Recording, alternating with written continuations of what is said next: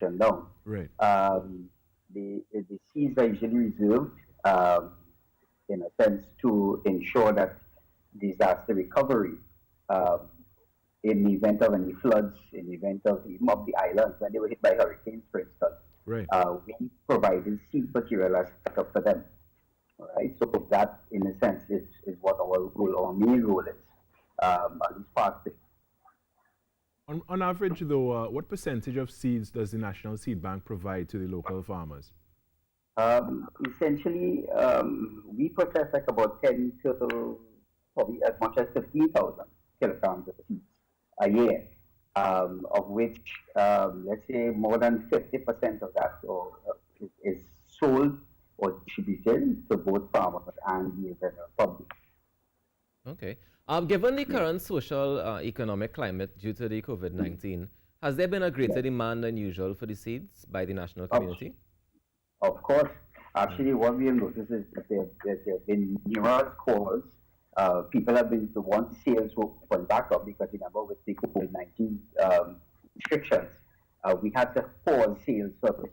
But Right. that has now been, we have now opened up, the hours have now gone back to 8 a.m. to 2 p.m. for sales. And we can't, it's just a lot of people, they just come in and the seeds are going. It's the most amount of people I've seen actually come to. So yes, I can safely say sales have there has been an increased demand for the seeds. I am more aware of the seeds that are offered by the ministry um, as opposed to what they find in the garden shops. Yeah, so that actually has we have seen that. You know, we live in a country where there's an extended dry season. What measures are in place to provide long-term sustainability of seeds at the National Seed Bank? Well, at any point in time in our facility, we try to maintain a stock level of at least, let's say, 15,000 kilograms of seeds, which should be of mixed varieties. So, I mean, it's not so much, yeah, if there's an extended dry season, it has nothing to do with that. If it is that someone in a backyard or whatever, obviously has access to water, they can plant anytime. They can plant because they can able to water. Farmers, however, that's where it gets a little tricky because some do farming in the rainy season because wherever they're located, access to water is a bit difficult. Let's just say farming farmers, for instance. They do a lot of their things in the rainy season, so they rely on that. But if it was a seed stock, we always maintain at least 15,000 kilograms of seeds at any one point in time. Okay. Tell me something. What are some of the storage systems that you're used to? Because you say you keep it's 15,000 kilograms available. But Yes. how do you store it to make sure that you always meet the continued demand for seeds? Right. Well, we at the facility we have a large cold storage facility because essentially what you want to do is, and this is something for everybody.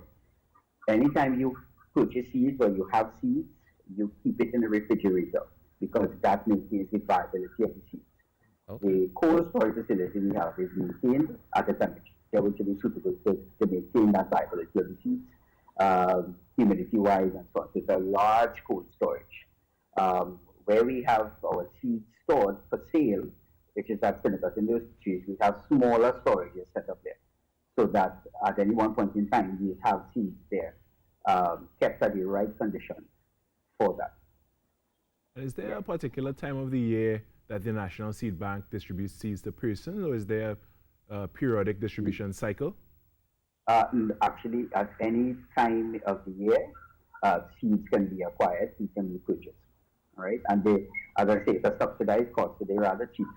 Uh, uh, uh, let's say a 100-gram pack of corn seed, for instance, would be anywhere like $1. Oh, wow. I Oh, wow. mean, $1, and that could at least do a half acre or even my acre of corn if you wanted to. Right. Wow. All right? Yes, yes, yes. So it's a So, highly subsidized cost.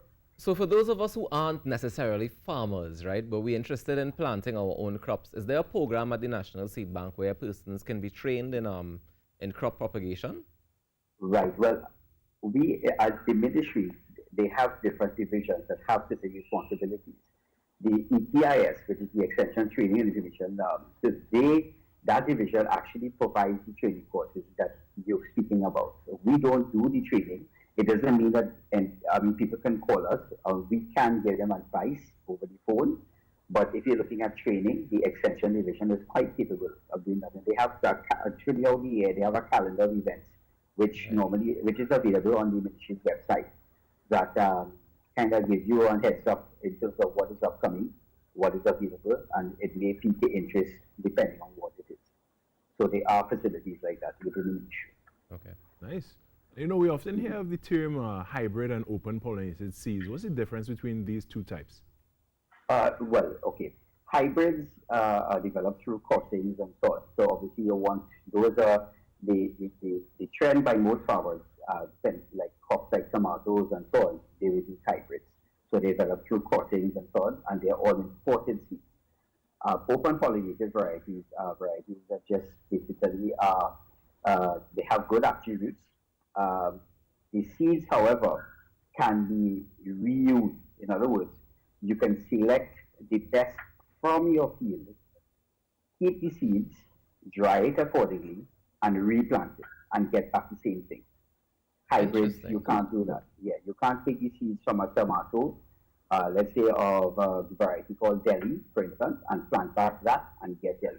So you have to constantly, when you finish your crop, you have to buy new seeds, right? At least from the perspective of the locally adapted varieties, which are most of the time are open pollinated that we carry, a farmer, once he's capable, can select from his produce and replant and get back the same thing. So that can actually, again, save on his cost. But, you know, as I said, it works in that favor, and it's already adapted to this environment.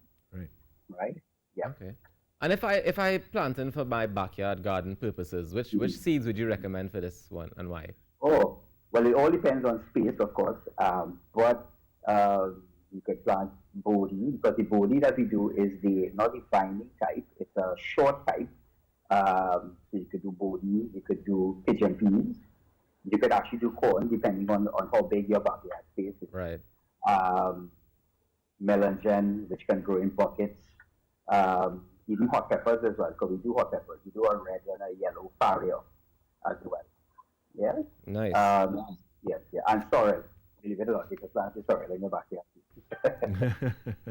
Sounds good. All right. Well, we could continue chatting about this for the rest of the morning, but we have to continue with the program. So I want to thank you, Ian Mohammed, for joining us this morning, giving us this information. And again, we're going to continue chatting with you and other members of the Ministry of Agriculture, Land and Fisheries as we continue to answer the question, can we feed ourselves? So there was Ian Mohammed, Deputy Director of Crop Production from the Tucker Valley branch of the National Seed Bank. Yeah, you know, I really wanna applaud the Ministry of Agriculture, because a lot of the initiatives that they're taking really gonna help us move forward, I think, in a positive way, and being able to feed ourselves and especially subsidizing the cost of the seeds, so that we can all plant something in our backyard. That's right. Yeah, imagine, you know, as he gave an example there, the corn. You buy one packet of corn for something like $1, and you could plant half an acre or more with that. I mean, I don't own half an acre to be able to plant, but you know. But you could. You could.